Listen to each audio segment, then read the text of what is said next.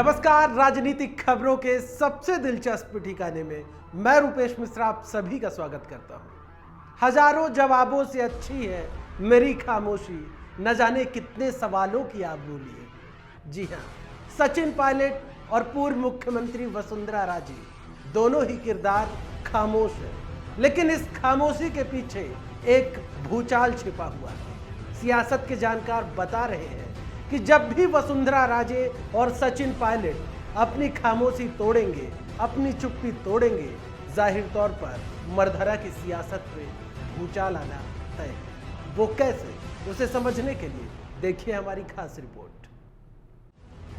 सोचता हूं कि वो कितने मासूम थे, क्या से क्या हो गए देखते देखते।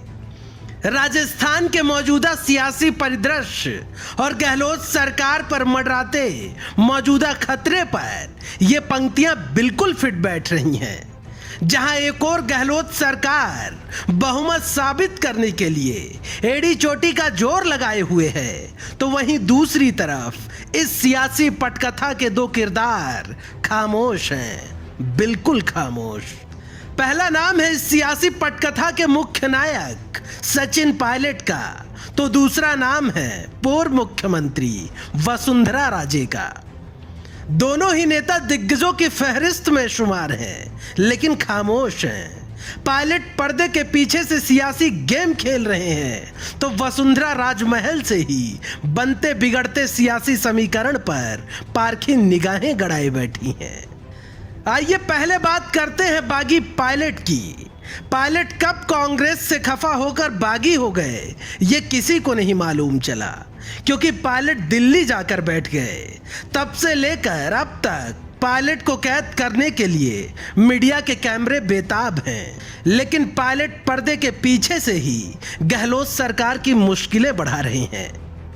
कुछ जानकार तो ये भी बता रहे हैं कि पायलट बीजेपी का मोहरा बन चुके हैं, लिहाजा पायलट को पर्दे के पीछे रखकर गहलोत सरकार पर वार करना बीजेपी की रणनीति का हिस्सा है।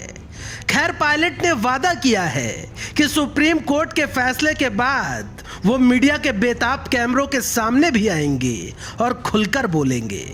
खैर, भगवान ही जाने कब वो दिन आएगा, लेकिन एक बात तो तय है कि पायलट जब भी खामोशी तोड़ेंगे जरूर कुछ बड़ा होगा। आइए बात करते हैं वसुंधरा राजे की खामोशी की। 2 बार की मुख्यमंत्री, कद्दावर नेता, विधायकों की लंबी चौड़ी फौज, फिर भी चुप।